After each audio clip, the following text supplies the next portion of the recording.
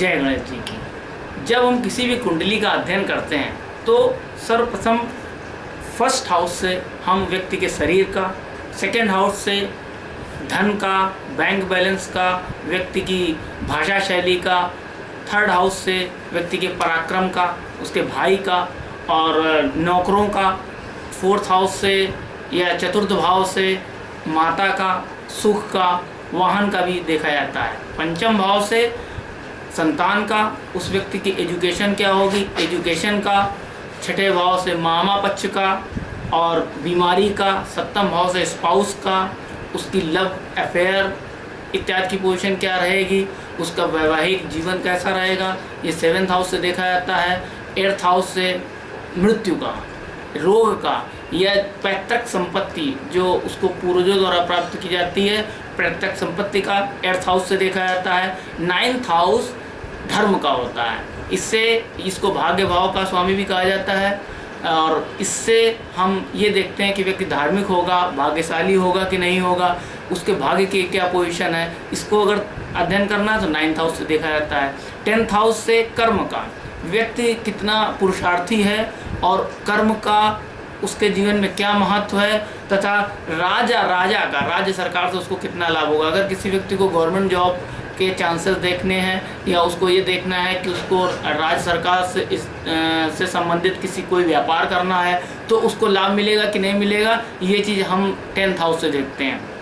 11th house होता है आय का, आय के स्रोत का, आय के स्रोत किस तरीके से रहेंगे और व्यक्ति की आय किन किन स्रोतों से व्यक्ति आय करेगा, ये चीज़ हम 11th हाउस से देखते हैं। और 12th हाउस होता है व्यय का और 12th हाउस विदेश गमन का भी होता है। जब भी हमारे पास प्रश्न आता है कि पंडित जी हम विदेश जा सकते हैं कि नहीं, या हम कहाँ पे हमारी आय अधिक होएगी, तो उसके लिए 12th हाउस से हम ये देखते हैं कि व्यक्ति अपने घर में रहेगा या बाहर जा कर के वो कमाएगा। तो ये जो 12 भाव हैं, इन सब का अपनी अपनी जगह पे विशेष महत्व है और जो छात्र अभी इनिशियल में एस्ट्रोलॉजी सीख रहे हैं, ये विशेष तौर पे मैं उनके लिए बता रहा हूँ। अक्सर ये प्रश्न आता है कि हमें किस दिशा में लाभ होगा। जब भी आप किसी भी एस्ट्रोलॉजर से प्रश्न करते हैं तो आप ये अवश्य देखें कि हॉरोस्कोप हमारी कहाँ तक मदद कर सकती है। आपको अगर ये जानना है कि आपको धन लाभ किस दिशा में होगा, आपको अगर ये पता चल जाए कि आपका करियर किस दिशा में इस्टेब्लिश्ड होगा, तो आपके लिए विशेष लाभ रहता है। और मान लीजिए अगर आपको किसी जातक को ये बताना है कि वो किस दिशा में जाकर के तरक्की करेगा, तो उसके लिए आप क्या करें कि सेकंड हाउस का अध्ययन करें। सेकंड हाउस ही धनेश होता है, उस सेकंड हाउस का लॉर्ड धनेश कहा जाता है। वो जिस राशि में बैठेगा, अर्थात सेकंड भाव का स्वामी, सेकंड हाउस का स्वामी जिस भी राशि में बैठता है, उस राशि की दिशा में वो व्यक्ति को धन की प्राप्ति होती है। मान लीजिए सेकंड हाउस का स्वामी मेष राशि में बैठा हुआ है तो उस व्यक्ति को पूर्व दिशा में धन का लाभ होएगा। अगर लॉर्ड ऑफ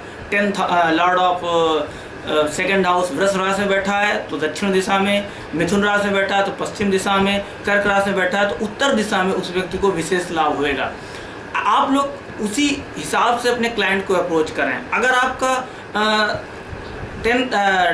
सेकंड हाउस का स्वामी सिंह राशि में बैठा है तो आप पूर्व दिशा में अपने क्लाइंट को अप्रोच करें। कन्या में है तो दक्षिण दिशा में, तुला में है तो पश्चिम दिशा में, वृश्चिक में है तो उत्तर दिशा में अप्रोच करें। जिसका सेकंड भाव का स्वामी धनु राशि में हो तो उसको पूर्व दिशा में, मकर में हो तो दक्षिण दिशा में, कुंभ में हो तो पश्चिम दिशा में, मीन में हो तो उत्तर दिशा में अप्रोच करना चाहिए। इससे उसको विशेष लाभ होगा और विशेष तरक्की होगी। ज्योतिष में आप इन चीज़ों का ध्यान रखें और अपने जो एस्ट्रोलॉजर है या ज्योतिषाचार्य है उनसे इन चीज़ों को पूछें कि हमें किस दिशा में जाकर के धन की लाभ होगा, हमारे करियर किस दिशा में जाकर के इस्टेब्लिश्ड होगा। एक मेन चीज़ ये भी है कि जो सेकंड हाउस है उसमें कौन सा ग्रह बैठा है। अगर सूर्य बैठा हुआ है तो सूर्य की महादशा एवं अंतरदशा में पूर्व दिशा में लाभ होगा। अगर चंद्र बैठा है तो चंद्र की महादशा अंतरदशा में वायव्य दिशा में लाभ होगा।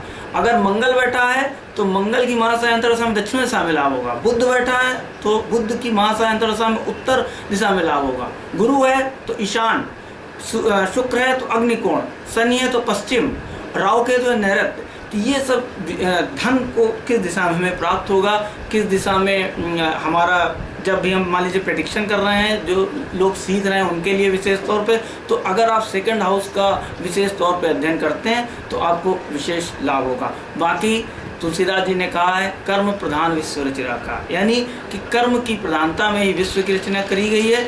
आप कर्म पे विश्वास करें और अपना पूरा एफर्ट लगाएं और आपको अवश्य सफलता प्राप्त होगी। जय माता दी।